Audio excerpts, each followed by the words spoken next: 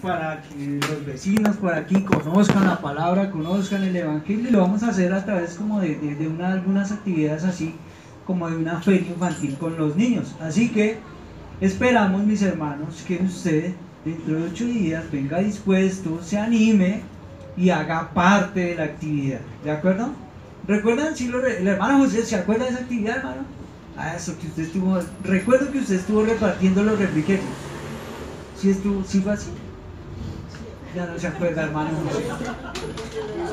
Entiendo esa demencia senil, hermano José.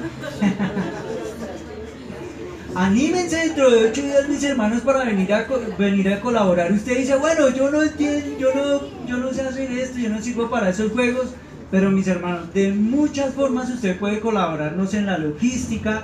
De muchas maneras usted puede colaborarnos, como les decía, por ejemplo, el hermano José, la vez pasada él se encargó de los refrigerios. Entonces, hermano, repártale el refrigerio a todo el mundo ahí. Hay muchas formas de la manera que usted se puede involucrar. Dentro de 8 días va a ser, ¿hasta qué hora va a ser? ¿Hasta las 11 de la mañana? ¿Sí? ¿O algún profesor que me diga? Creo que es hasta las 11. De manera que vamos a estar aquí en la reunión normal. Pero ellos van a estar allá en su reunión. Al salir de la reunión de acá a las 10 de la mañana, un poquito antes, esperamos que el tiempo nos ayude, vamos a irnos de aquí y vamos a unirnos a la actividad con los niños, ¿de acuerdo? Para que usted se anime y venga y nos colabore. Y hay una forma en la que usted podría colaborarnos, y es como les digo, en una logística. Usted me dice, no, es que a mí no me pongan ahí esos jueguitos, no me pongan esas cosas. Hermano, pero detrás de todo eso hay una logística grande. Hay una cantidad de cosas por hacer. Mire, estamos pensando en empezar, por ejemplo, por ahí a las 6:30 de la mañana. ¿Por qué a las 6:30? Porque toca llevar sonido para allá, toca poner una carpa, toca alistar todo lo que se va a hacer. Así que usted pueda involucrarse en ese trabajo, ¿de acuerdo? Algunos de ustedes, quizás ahora al salir, se acerquen los profesores o se acerque a Ana y le diga, hermano, quiero que me colabore con esto, quiero que me colabore con otra cosita. Entonces estén atentos ahí para que nos puedan ayudar, nos puedan colaborar con eso. ¿De qué otra manera se puede usted involucrar? Traigan niños invitados dentro de 8 días. No van a estar aquí con nosotros, van a estar en la actividad allí en aquel lugar, ¿de acuerdo? Traigan niños invitados. ¿Nos podemos traer a todos los de la cuadra? Sobrinos, hijos, nietos. Tráiganselos a todos los que puedan. De esa manera también se pueden involucrar. Ya les digo, ustedes como iglesia, ¿cómo se pueden involucrar? Dentro de la actividad, hermano, hay una cantidad de logística con la que nos gustaría que nos pudiera ayudar. Otra, usted me dice, no, preciso dentro de 8 días, ya tengo un plan para hacer y yo vengo a la reunión y me voy. No puedo hacer más. Podría usted también colaborarnos de la siguiente manera. Va a haber una actividad especial preparada ahí con los niños. Algunos de nosotros a veces tenemos en la casa pintura, témperas. Si usted llega a tener pintura, pero esa pintura que no sea de aceite, esa que pintan las puertas, porque esa pintura se pega fuertísimo. Si usted tiene pintura esa de agua, tiene témperas, o si algún hermano de buen corazón quiere traer y comprar unas pinturas especiales para ese día, puede traerlas, ¿sí? No importa el tamaño, pero puede traerlo. Colores, no importa el color, puede traerlo. Es una actividad que los niños van a estar desarrollando ahí también. ¿Listo? Viene usted, deja sus pinturitas, está en el servicio y puede salir también. Mis hermanos, dentro de eso también hay campo abierto. Si alguno de ustedes quisiera colaborar como profesor de los niños, hermano, este es el momento exacto en el que usted nos puede ayudar, nos puede colaborar, ¿de acuerdo? Hay espacio. Usted dice, bueno, yo quiero ayudar, miremos de qué manera puedo aportar para ese trabajo con los niños. Se puede hacer y hay mucho espacio, hermano, para trabajar. Mejor dicho, trabajo sí hay, trabajo sí hay, ¿de acuerdo? Mis hermanos, perdónenme, mis hermanos, Me traiciona, me traiciona. Para el último domingo, para el último domingo del mes. Algunos hermanos, ¿sabes? Bueno, ya este año no me preguntaron, la verdad. Algunos hermanos, pero ustedes no celebran el Día de la Madre. Pero no celebran el Día del Padre, y el Día del Niño, y el Día del Abuelito. No, no celebramos ninguna de esas cosas. Pero sí tenemos una actividad especial que ya es como una actividad de cada año. Y celebramos el Día de la Familia. Así que el Día de la Familia pueden venir madres, padres, hijos, abuelitos, todos esos vienen ese día, tenemos una reunión especial. Aún no sabemos si por razón del lugar, de pronto a veces nos quedamos apretaditos, lo hagamos en un salón comunal, pero eso se lo diremos a tiempo. Eso va a ser el último domingo de este mes. Y pues para que ya se vayan animando, hay algunos fans. Es muy posible que tengamos, ¿cierto?, el pastor Sendales con nosotros este año. Para que vayan alistando su tiempito y pongan ahí el 29 de julio, Diego, no me voy a comprometer con nada. Hoy era el Día de la Familia en la iglesia. ¿De acuerdo? Muy bien, mis hermanos. Y terminó con lo siguiente. Hemos tenido una carga muy especial en el corazón por la obra y por la iglesia que se está estableciendo en La Guajira. ¿Recuerdan al pastor Álvaro? ¿Recuerdan la exposición que él nos hizo sobre? Mis hermanos, este año la situación de verdad ha estado bastante complicada con la iglesia y con la obra que se está realizando allá. Con decirles esto, el misionero que estaba allí en aquel lugar, en este momento ya no está allí. Pues no está la iglesia, ya la deriva, pero sí, pues imagínense lo que implica desplazarse, ir y estar muy pendiente de todos ellos. Está un poco complicada la situación, y quienes de pronto estamos involucrados alrededor estamos animando a las iglesias o a los hermanos que tenemos cerca para que se animen, hermano, a involucrarse con la obra en La Guajira. De verdad, nosotros aquí la estamos pasando. Hay hermanos en La Guajira que, hermano, ni agua hay para tomar. Es bastante complicada la situación. Quiero comentarles esto, hermano, y es: dentro de 15 días hay un viaje para La Guajira. Estamos a 8, sí, es el 16. Estamos a primero. ¿Yo qué dije? Sí, hermano, está ficha. Estamos a primero. Dentro de 15 días ya está el viaje, ya está todo planeado para La Guajira. Van a hacer un seminario allá y vamos a estar como una semana. Los hermanos tuvieron a bien invitarme para enseñar. No sé qué me vieron, pero me invitaron a enseñar, entonces voy a estar compartiendo con ellos allá. Voy a retarlo, voy a invitarlo, mi hermano, para que de hoy en 8 días, de hoy en 15 días, tome de su sueldito, tome de su trabajo y aparte una ofrenda especial. Diga: esto quiero dedicarlo para la iglesia en La Guajira. Hágalo, voy a decirlo, oye, hermano, hágalo bondadosamente, hágalo generosamente para sus hermanos allá, pero que sea una ofrenda especial, aparte, para los hermanos allá, y que pues quizás con esa ofrenda que usted de hermano podamos llevar algo de alimento, podamos llevar algo de agüita, podamos llevar para suplir alguna necesidad que los hermanos están allá. Quiero que sepan ustedes y quiero que por favor tomen este comentario de la manera correcta, no lo quiero hacer de una manera jactanciosa. Quienes vamos a viajar, vamos a suplir nuestros gastos. Así que la ofrenda que usted va a dar no es para que este se vaya de viaje. No, nosotros vamos a pagar nuestros transportes, vamos a pagar nuestros viáticos, vamos a pagar todo. Entonces, mis hermanos, anímense, sí, tomen una ofrendita. Y ya le digo, dentro de 8 días, dentro de 15 días, si usted la aparta dentro de 8 días, aparte háganoslo saber que es especialmente para La Guajira, o dentro de 15 días como último plazo. ¿De acuerdo? Involúcrese, mi hermano, de verdad que es necesario. ¿Algo se me olvida, Humer? ¿No? Dentro de 8 días, vénganse animaditos, mis hermanos, para participar en la actividad de los niños. ¿De acuerdo? ¿Solo se puede colaborar con dinero o hay formas Ujú. Bueno, si de pronto, como dice Cata, si de pronto no hay dinero para, pueden decir, por ejemplo, hay un mercado, o sea, podemos enviar un mercado. Voy a explicarles. La situación es que si por ejemplo nosotros lleváramos un mercado, por ejemplo, eso implicaría que en el avión tenemos que pagar un sobrecosto por una cantidad de mercado que vamos a llevar.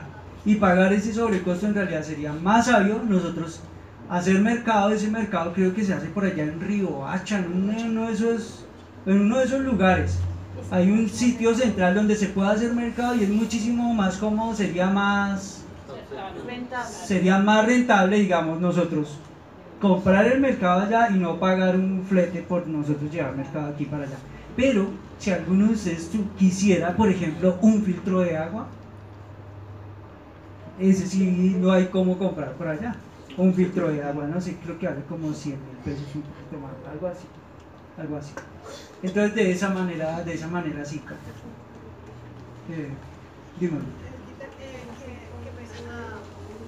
Volviendo nuevamente a la reunión vamos a tener dentro de 8 días con los niños. La hermana Rita pregunta que si es posible que lleven galletitas o los hermanos dulcecitas, quieran aprender dulces, También, hermano. Igual vamos a tener un refrigerio de pronto más pequeño, pero si usted quiere agrandar el refrigerio, también quiere traer unos dulces, quiere traer unas galletas, quiere algo. Señor. Segundo dice, yo traigo una lechona. Bueno, pues repartimos la lechona que traiga segundo. Sí, dentro de 8 días, hermano, dentro de 8 días sí se reciben todos los aportes que puedan. Mis hermanos, el Señor les bendiga y esta mañana entonces el pastor Humberto va a compartir con nosotros. Los niños pueden ir saliendo. Los niños pueden ir saliendo.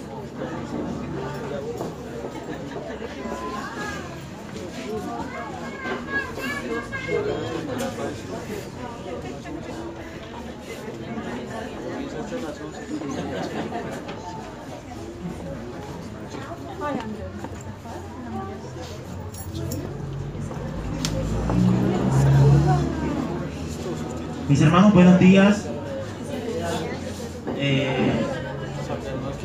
Oremos al Señor para que sea el Señor guiándonos en su palabra y que sea Él obrando de una manera especial. Padre, gracias te damos, Señor, por tu bendita palabra. Dame la gracia, Señor, para poder impartirla, para poder compartir de tu palabra. Señor, dame la claridad, la sabiduría que viene de ti, Señor, para poder hablar de tu palabra. Gracias te damos, Señor, porque dependemos de tu gracia, dependemos de ti, Señor.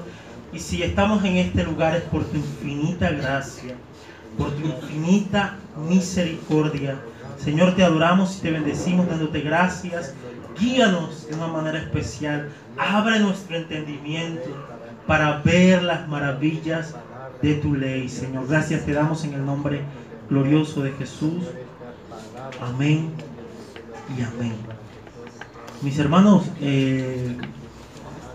estaba pensando ahorita en una palabra del Salmo capítulo 19. En el Salmo capítulo 19 el salmista es una descripción de la ley de Dios. Y dice que la ley de Jehová es perfecta, que convierte el alma.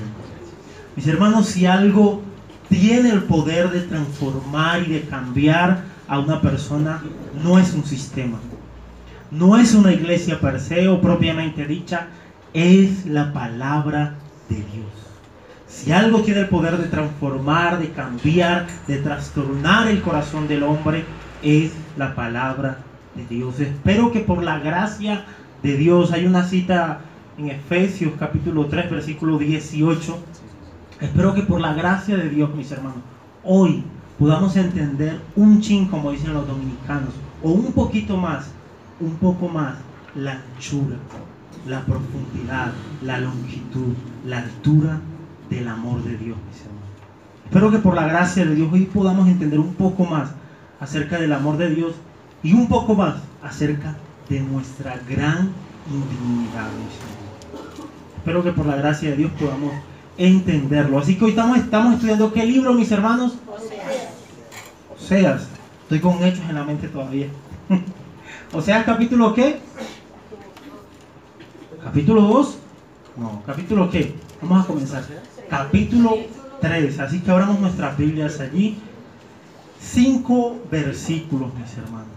Creo que el capítulo 2 es sumamente importante y clave, mis hermanos, para entender el resto del libro. Lo que ya hemos hablado, el capítulo 1 y 2, son claves para entender el resto del libro. Así que por cuestiones de tiempo, mis hermanos, ya lo hemos dado en mensajes anteriores, pero ahí como ahí está nuestro hermano Edgar sirviéndonos en el grupo, así que pueden acudir a la página de la iglesia y volverlos a escuchar o escucharlo los que no han tenido la oportunidad de escucharlo, para ubicarse, mis hermanos, en la historia.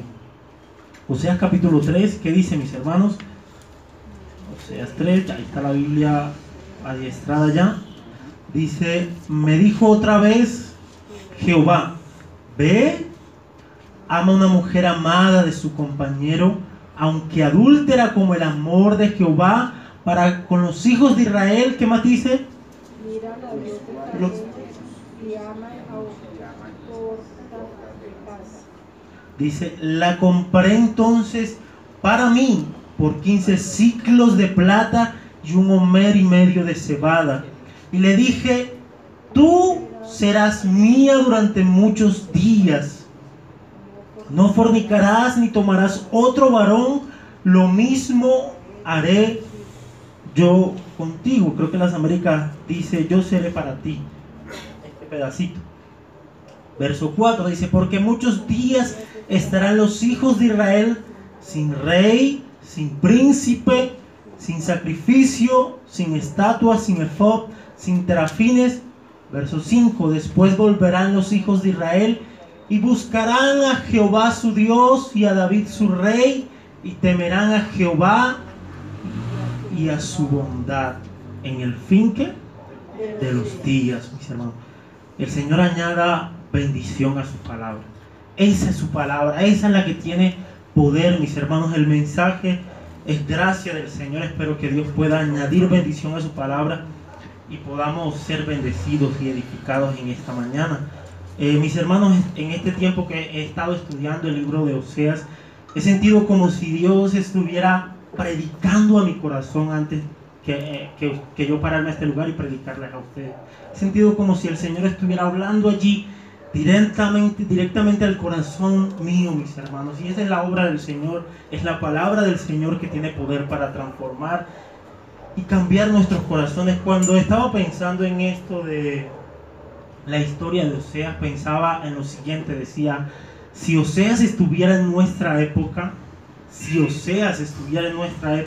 hoy en Colombia, en nuestro contexto colombiano de cristianos, yo decía, y Oseas no fuera un hombre de Dios, yo decía, bueno, Oseas tuviera, muchos dirían que Oseas tuviera un tremendo testimonio, ¿cierto?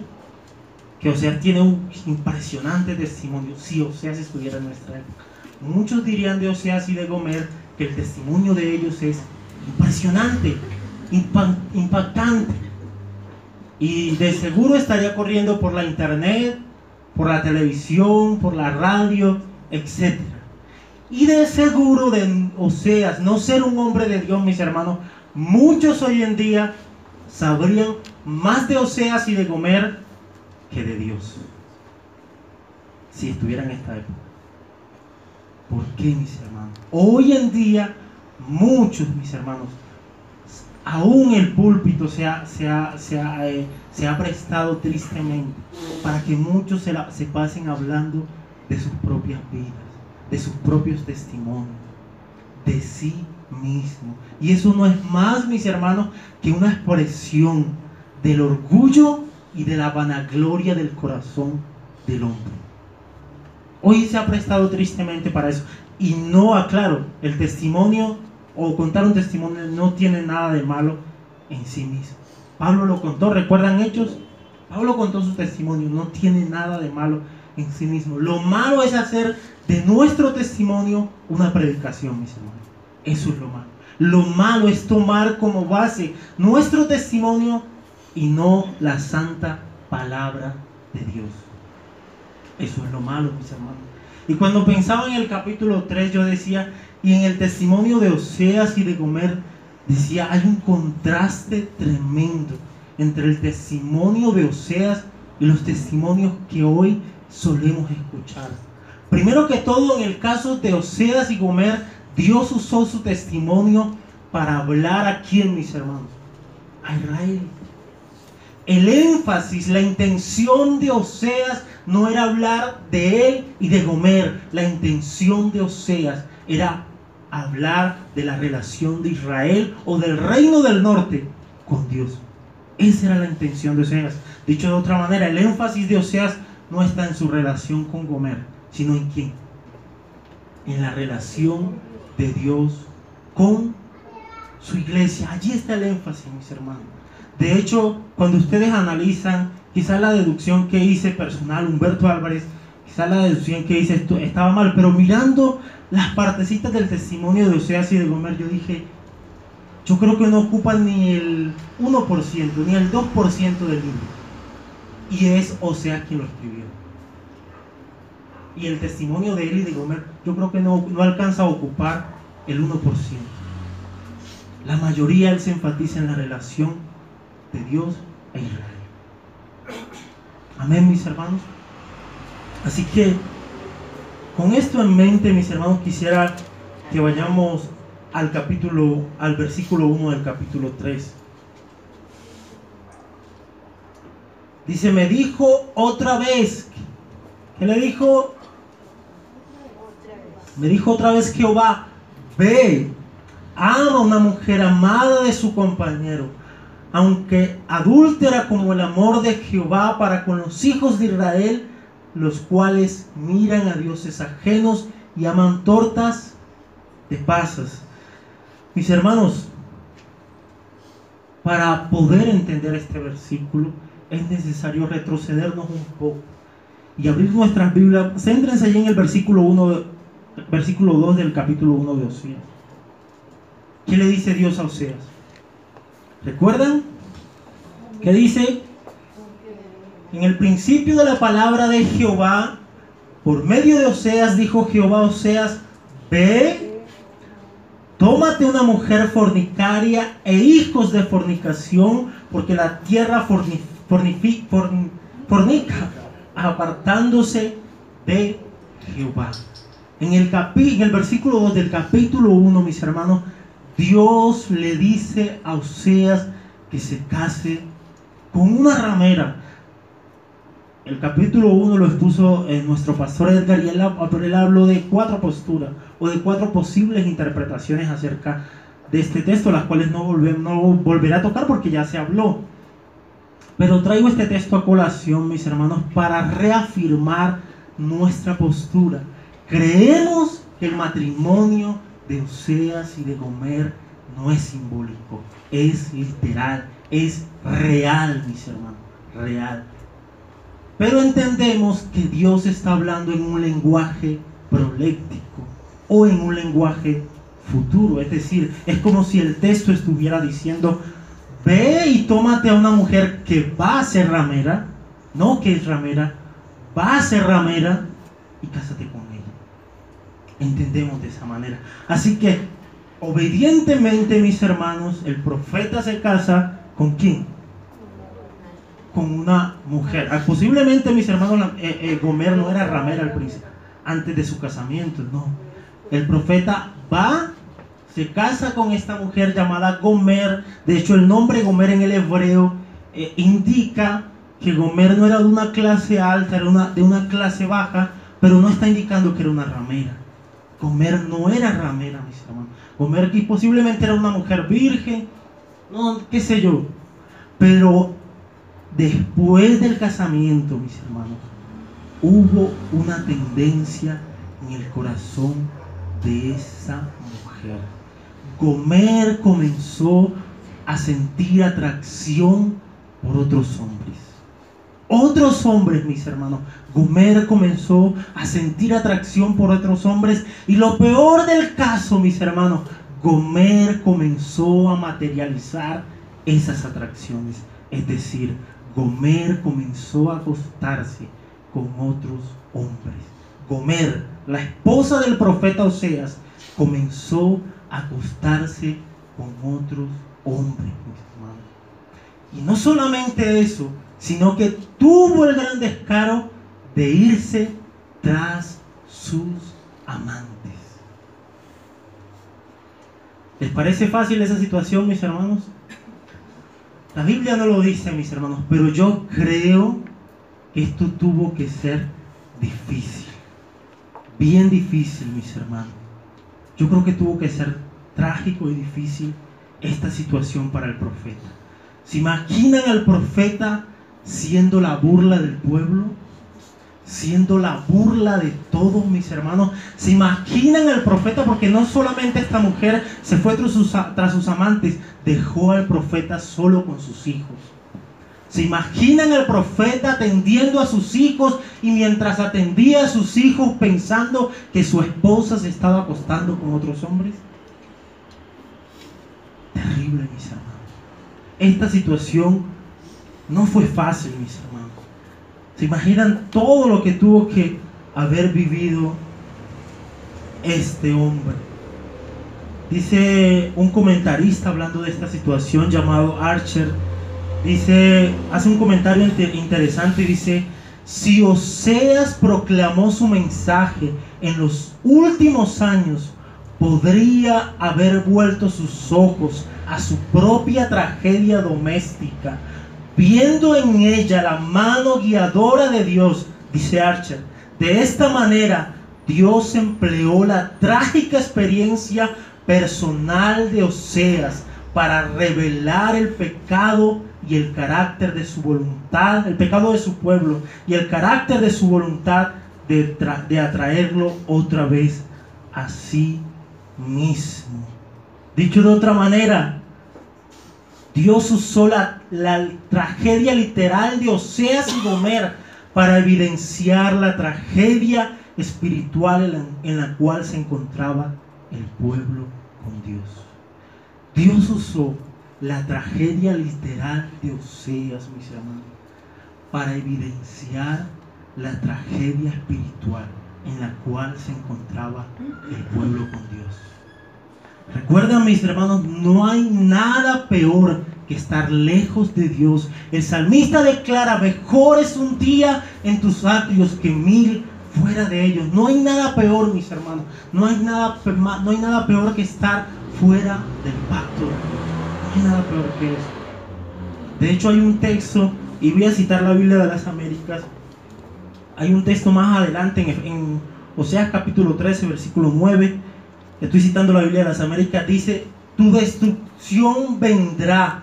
Esto lo dice el Señor: tu destrucción vendrá, oh Israel, porque estás contra mí, contra tu ayuda. Terrible, ¿no? Recuerden que estos son profecías que no se están cumpliendo en el momento, se cumplirán después. El Señor le dice a Israel: tu destrucción vendrá, Israel, porque estás contra mí, contra tu ayuda. Es muy difícil, mis hermanos. Si lo de Oseas y Gomer fue una tragedia, lo de Israel y el Señor fue una gran tragedia, mis hermanos. Una gran tragedia. De hecho, para que puedan entender esto un poco más, de hecho, para un judío, para un hebreo, estar fuera del pacto era lo peor que le podía pasar. Fuera de la relación del pacto. Un judío se sentía desacreditado, se sentía horroroso, se sentía miserable si no estaba dentro de la relación del pacto. De hecho, mis hermanos, para una mente hebrea, un hebreo se consideraba incompleto si no estaba dentro de la relación del pacto.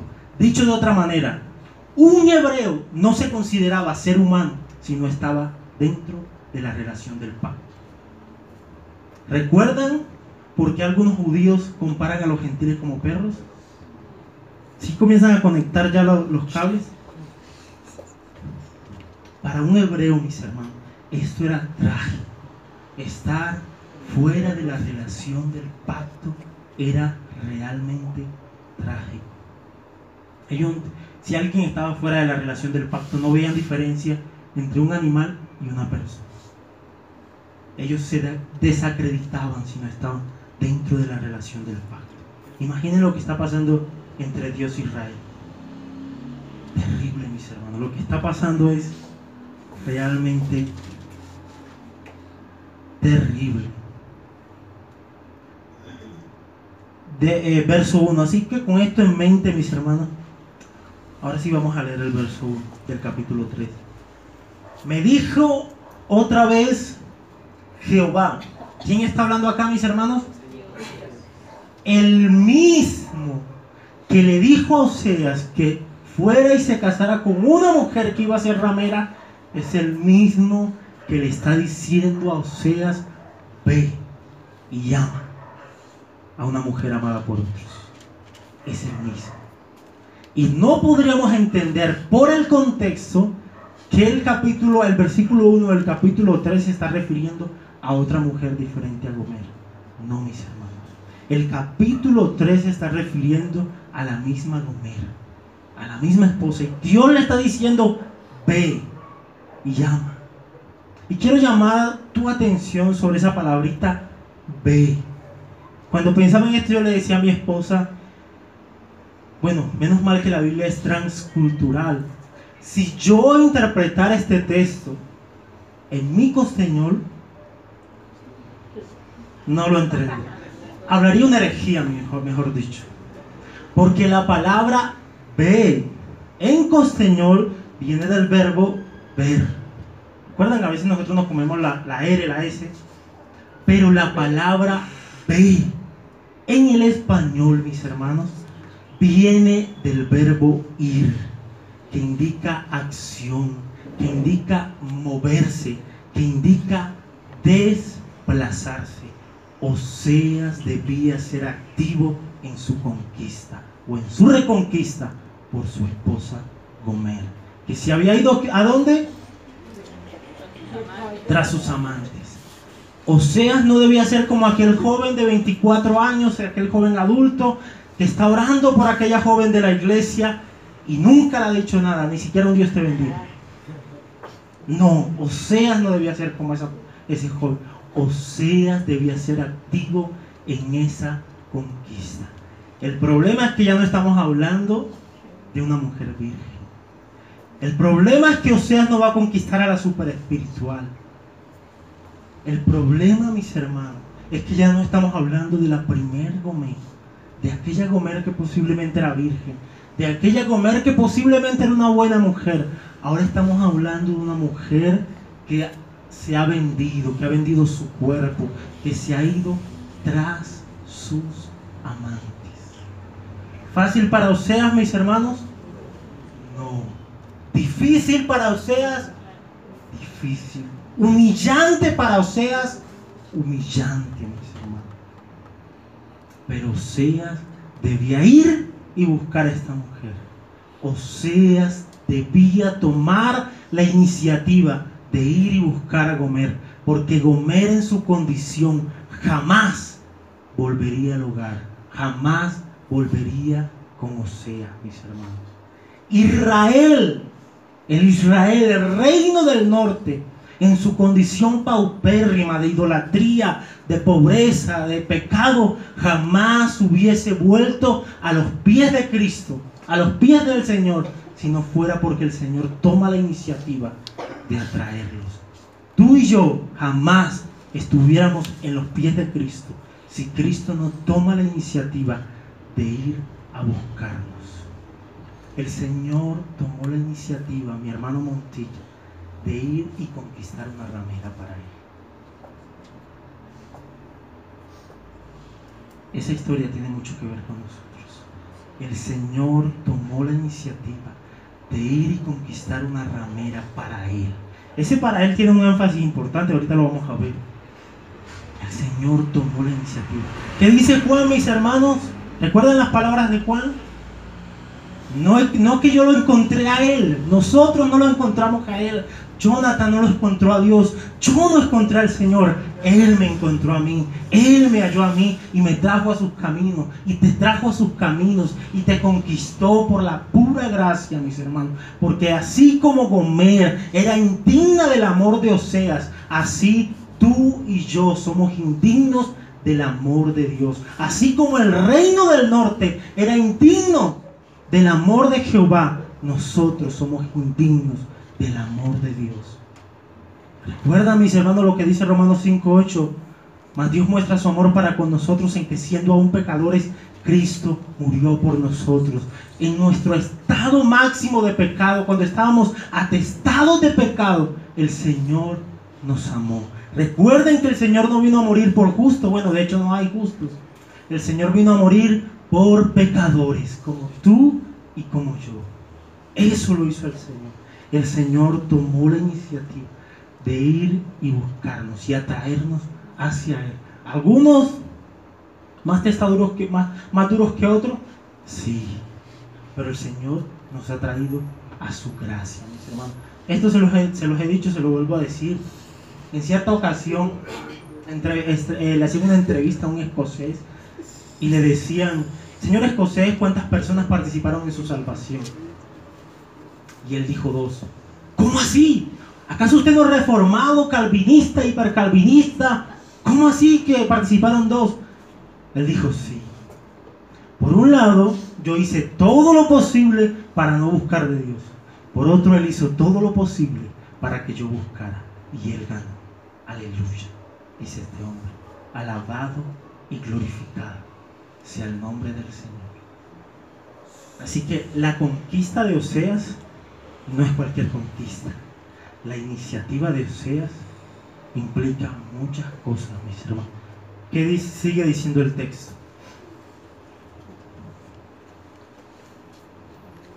¿Qué sigue diciendo el texto, mis hermanos, si me ayudan? Ahí en el mismo versículo.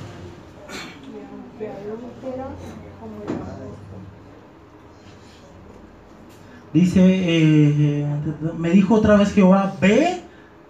¿Notan el verbo, mis hermanos? Ir. En costeñol sería ve, no, ir. Ama a una mujer amada de su compañero. Amada de su compañero. La conquista de Oseas era terrible. Y Oseas tenía que tomar la iniciativa de amar a una mujer que era indigna de su amor. Mis hermanos, nos cuesta aplicación, nos cuesta entender nuestra gran indignidad. ¿Saben por qué a veces alguien no pasa cuando hay la Santa Cena y se siente mal? No porque ha entendido que es indigno, no, porque se sigue sintiendo digno. Es todo lo contrario. A veces no pasa porque se sigue sintiendo digno. Piensa que porque no hizo las cosas bien está desagradando al Señor. Sí lo está desagradando, pero piensa que porque no hizo las cosas bien, por eso no pasa. Así que por eso es más, la razón es más que se siente más digno que indigno. Y eso no solamente le pasa a los que no pasan a tomar la Santa Cena por X o Y situación, nos pasa a todos, mis hermanos, a todos. A veces nos sentimos... Sí, hermano. Estoy aquí confundida porque pues Dios en el primer capítulo también le había dicho que consiguiera una mujer fornicaria. O sea, ella ya era como prostituta, ¿no? Fornicaria. Hermano, lo que pasa es que entendemos. O sea, era fornicaria primero y después fue adúltera. No, señor. Tiene que ver, es que está casado, más no tiene que ver con el adulterio. La fornicación, la palabra fornicación viene de fornelle, que indica cualquier desviación sexual. Cualquier. O sea, la fornicación no solamente incluye el adulterio, incluye la fornicación no solamente incluye relaciones antes del matrimonio, incluye toda clase de desviación sexual. Todo. Pero como habla de fornicarios, entonces habla de... En ese caso, hermano, tocaría escuchar el primer capítulo y el 2. Allí está la explicación de eso para de pronto poder seguir. Pero en el caso entendemos, hermanas, que Dios está hablando en un lenguaje futuro. ¿Por qué? Bueno, la objeción es que Dios no podía decirle a un hombre que se casara con una mujer fornicaria, porque eso iría en contra de la ley, de su propia ley. Entonces, lo que entendemos, algunos estudiosos entienden que Dios está hablando en un lenguaje futuro. Le está diciendo a Gomer, ve y cásate con una mujer que va a ser ramera, que va a ser fornicaria. O sea, y Dios le hace saber al profeta que iba a haber una tendencia en el corazón de esta mujer, que posiblemente en el momento de su casamiento era virgen, pero más adelante iba a haber una tendencia en su corazón de fornicar, de adulterar. Según lo que dice la escritura, es que Dios le dijo, ve y cásate con una prostituta. No dijo que iba a ser lo que era prostituta. Yo no puedo decir eso que Dios le iba a decir que ella era, entonces, ¿por qué la llama prostituta si no lo es? Claro, en ese caso, hermano, lo que entendemos es que Dios está hablando en un lenguaje futuro. ¿Por qué en un lenguaje? De hecho, ¿y por qué nos llevamos a esa conclusión? De hecho, el nombre Gomer en el hebreo no indica que Gomer era una ramera, no indica que Gomer era una prostituta. Simplemente lo que indica el nombre es que era de una clase baja, pero sin duda alguna el Señor en un lenguaje futuro le está haciendo saber al profeta que esta mujer va a tener esa tendencia. ¿Por qué lo sabemos?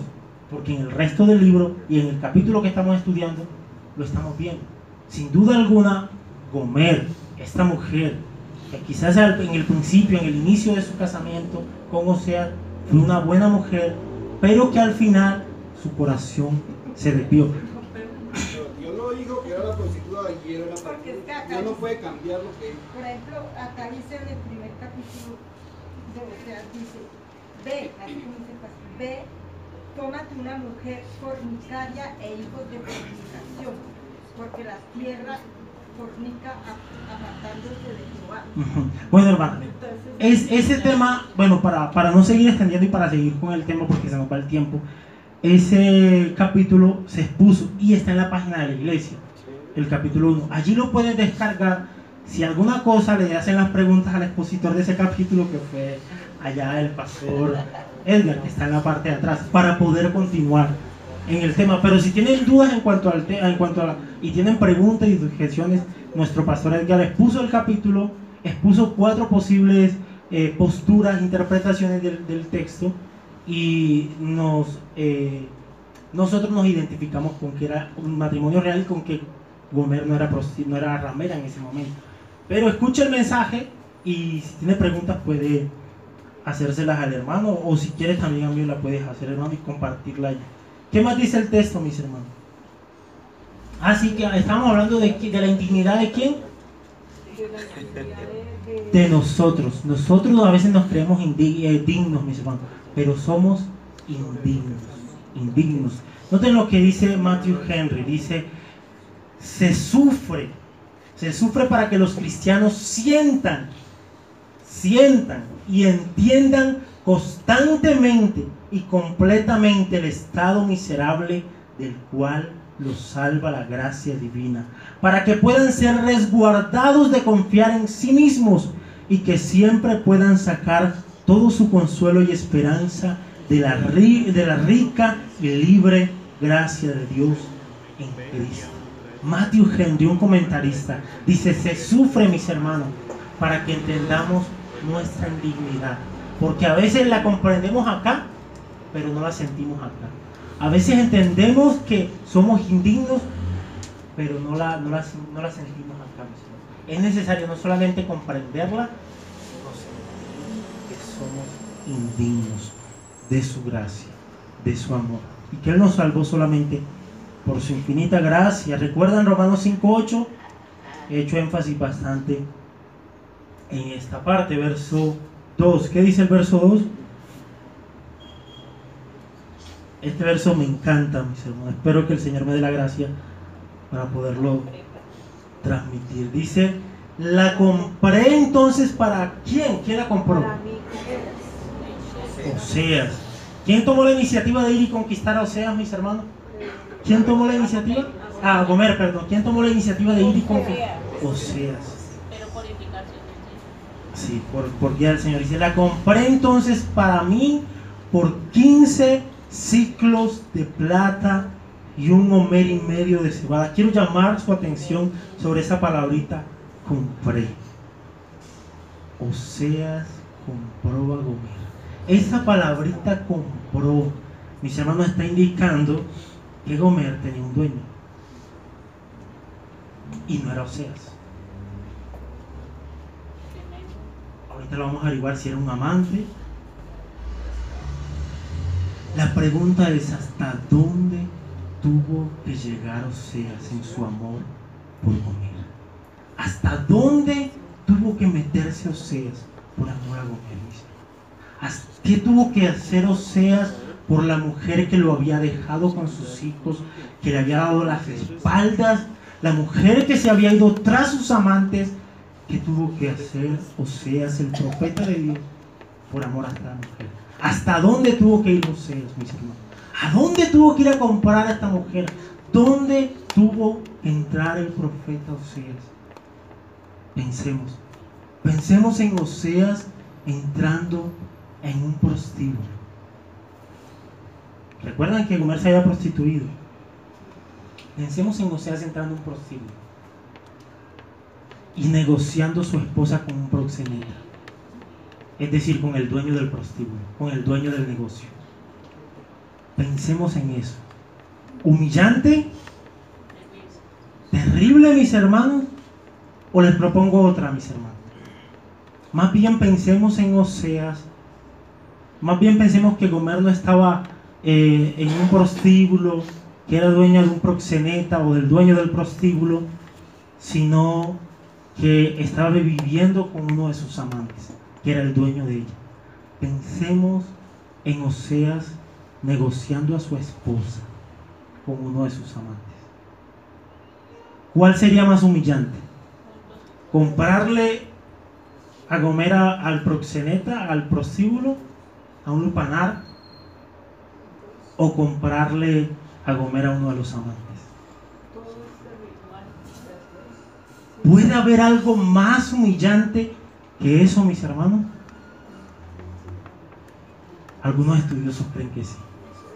Esas dos propuestas se las puse yo.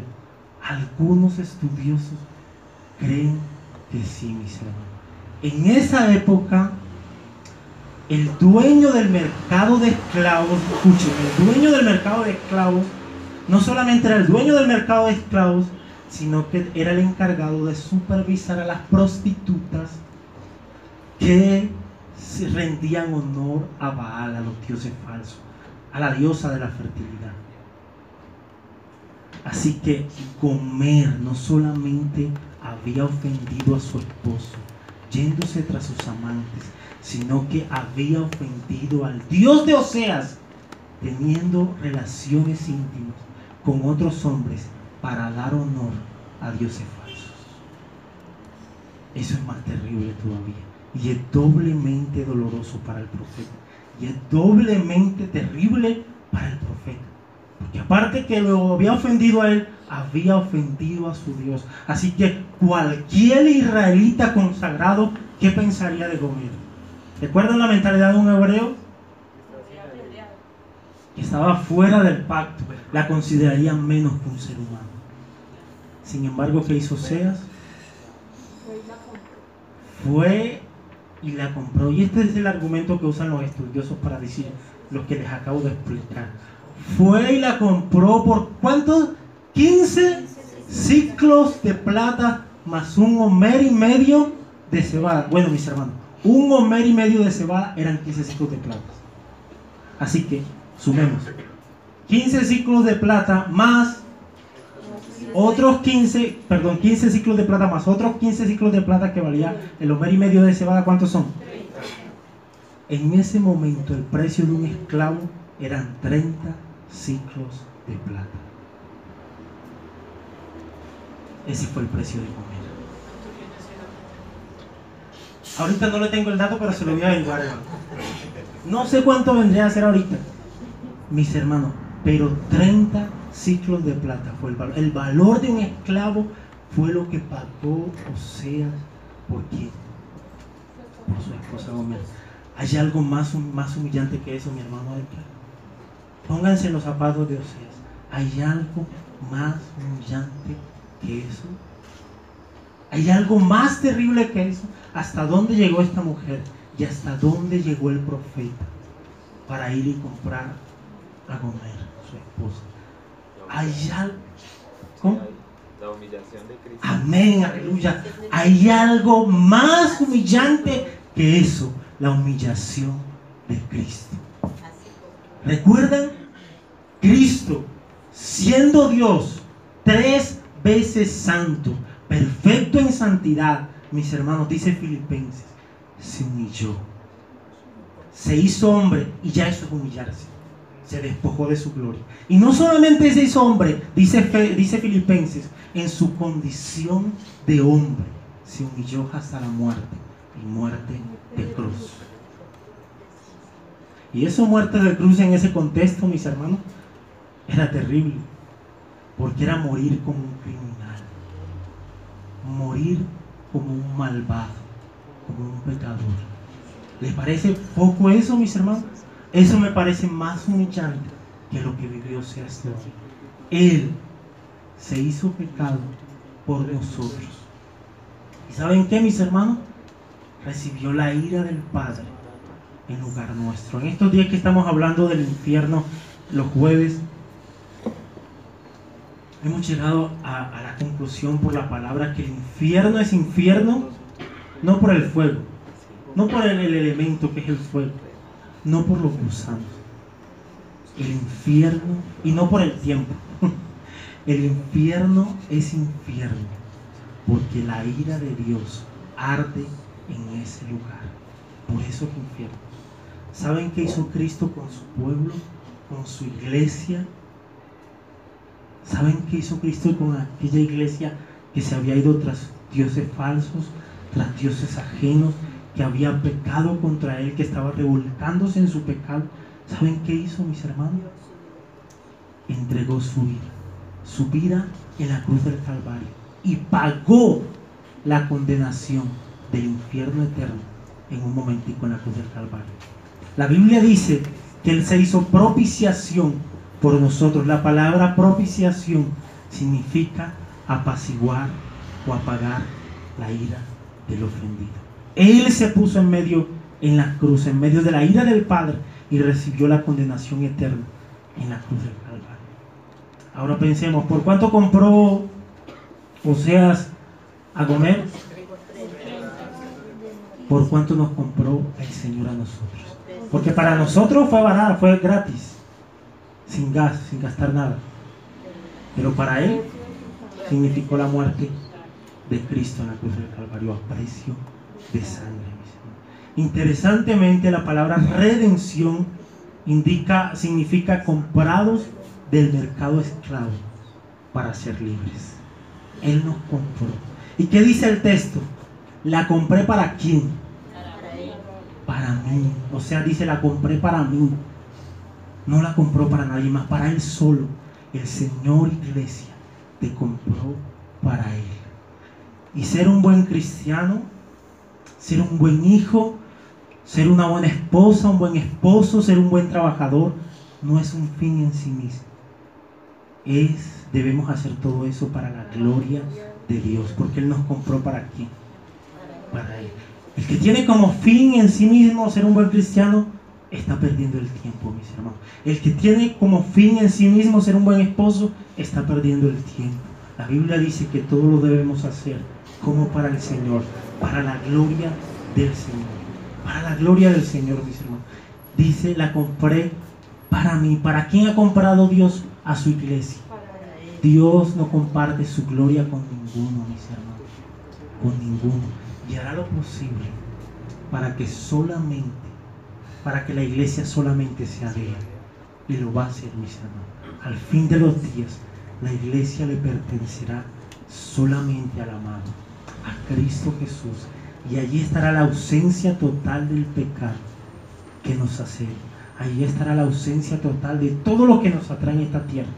Y solamente seremos de Él, del amado de nuestra alma, mis hermanos. ¿Qué dice el siguiente texto? Hay muchas cosas en estos versículos, mis hermanos, muy interesantes. Dice, le dije, serás mío durante muchos días, no fornicarás, ni tomarás a otro varón, lo mismo haré yo contigo. También yo seré tuyo, dice la Biblia de las Américas. Este texto, o esta parte del texto, me parece muy interesante, porque Gomer, a la hora de la compra, mis hermanos, era moral y espiritualmente impura. Así que, como judío, Oseas tenía que someterla a ¿qué? ¿Qué hacían los judíos? ¿Un ritual de qué? Un ritual de purificación. Ella debía ser excluida de la comunión conyugal, debía ser excluida de la relación sexual hasta que no fuera purificada. Dicho de otra manera, Oseas la estaba preparando ¿para quién? Para él mismo. Tenía que prepararla por amor a ella, por amor a... Dígame, hermana Sara. No, Gomer era judía. Gomer, sí. ¿Sí era judía? Sí, estaba en ese contexto. De hecho, un judío no podía casarse con una que no fuera judía. No podía.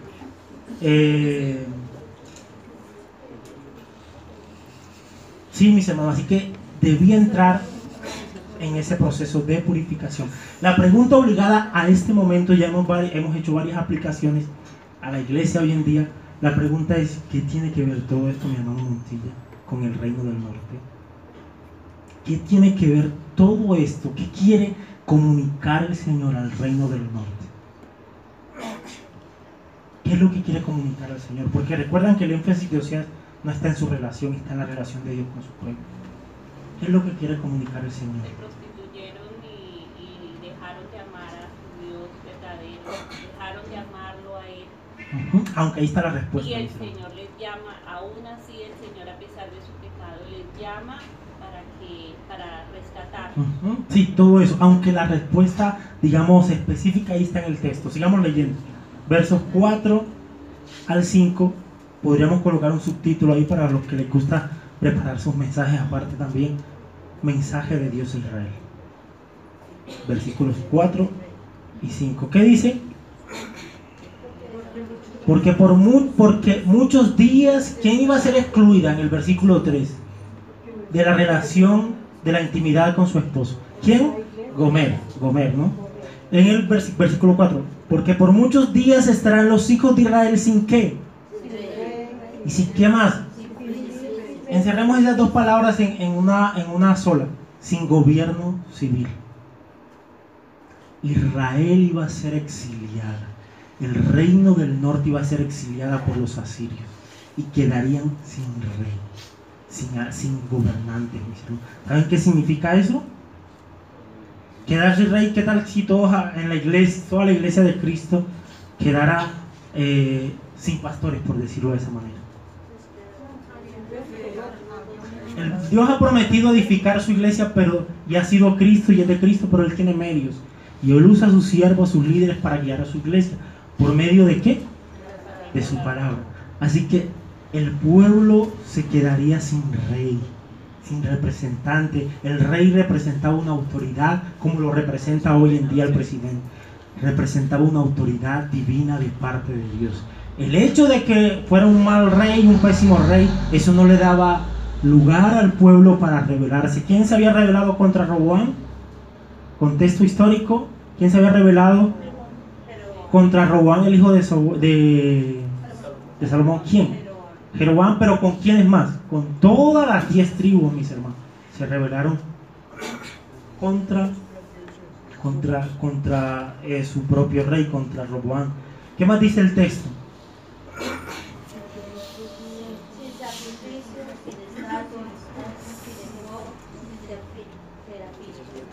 Sin sacrificio, encerremos eso en una sola palabra. Sin culto religioso, sin los medios de gracia. Los sacrificios, ¿quiénes hacían los sacrificios? ¿Recuerdan? Eso implicaba que Israel se iba a quedar sin ¿qué? De hecho, el efod que aparece ahí era una prenda de los sacerdotes también. Así que Israel se quedaría sin rey, sin gobierno civil y sin sacerdote, sin ningún hombre que pudiera expiar sus pecados, que pudiera interceder delante de Dios por ellos. El contacto que Israel tenía con Dios por medio de sus sacerdotes lo iba a perder. Dios lo iba a excluir de ese contacto. Iba a ser como una mujer encerrada, ¿recuerdan? Como una mujer encerrada en un cuarto, excluida de la comunión con su marido. De igual manera Israel iba a ser excluida de su comunión con Dios. Y de esa manera en el exilio, mis hermanos, Dios trataría fuertemente con el pueblo de Israel y lo atraería hacia él. ¿Recuerdan cómo comienza el capítulo, el versículo 14 del capítulo 2? La llevaré al desierto y allí la seduciré para traerla hacia mí. Les decía que un coqueteo mío hacia mi esposa es muy diferente de un coqueteo del Señor hacia su iglesia. El Señor le puede coquetear a alguien quitándole, qué sé yo, su trabajo, todo, para que pueda volver a Él y ponga su confianza solamente en Él. El Señor le quitó todo a Israel para que quitara su confianza de los dioses falsos y solamente la pudiera poner en Él, en el autor y consumador de la fe, en Dios, mis hermanos. Tremendo, ¿no? Interesante la relación. Si notan la relación que había entre Gomer, ¿qué era lo que Dios quería comunicarle al reino del norte con esta situación de Gomer? Tenían que entrar en un proceso de purificación y Dios iba a purificar a su pueblo en medio del castigo, en medio del exilio, en medio de la prueba. Yo les decía que una cosa, mis hermanos, es venir a Dios. Una cosa es sufrir estando en Dios y otra cosa es sufrir para ser atraídos hacia Dios. Muy distinto. Y una cosa es estar en las manos del diablo con 1000 demonios. Yo les decía hace 8 días, ustedes pueden estar en las manos del diablo y 1000 demonios más y aún tener esperanza. Pero si caen en las manos de Dios, nada nos puede librar de su mano. Así que es mejor estar en sus caminos, pero agradando y viviendo para su gloria. ¿Qué más dice, mis hermanos? Verso 4. No sé si me escapa de pronto alguna cosa. Verso 4 dice: porque por muchos días serán los hijos de Israel sin rey, sin príncipe, sin sacrificio, sin estatua, sin efod y sin terafines. Terafines era, digamos, hay una palabra, lo ponen como sinónimo de adivinación. Eran como adivinos, estaban a la par con los adivinos, como brujos. Ellos iban a estar no solamente sin la comunión del Padre, sino sin todo, sin ningún culto religioso. Dios los iba a excluir de todo. Recuerda lo que ya estudiamos del capítulo 2, el Señor los iba a encerrar de tal forma que ellos pudieran llegar a una conclusión: me volveré a mi primer marido, porque mejor me iba entonces que ahora. ¿Recuerdan lo que dice Israel en el capítulo 2? Me volveré a mi primer marido, ¿a quién? A Jehová, porque mejor me iba entonces que ahora. ¿Recuerdan lo que le pasó al hijo pródigo cuando ya estaba en lo peor que le puede pasar a un judío?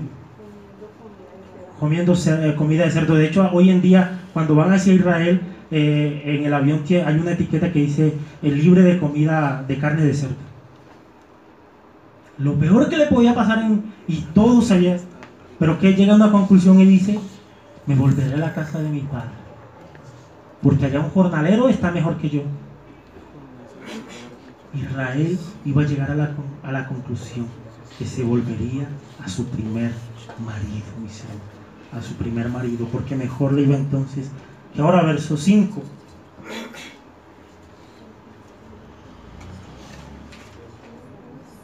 Después volverán los hijos de Israel y buscarán a Jehová su Dios y a David su rey, y temerán a Jehová y a su bondad en el fin de los días.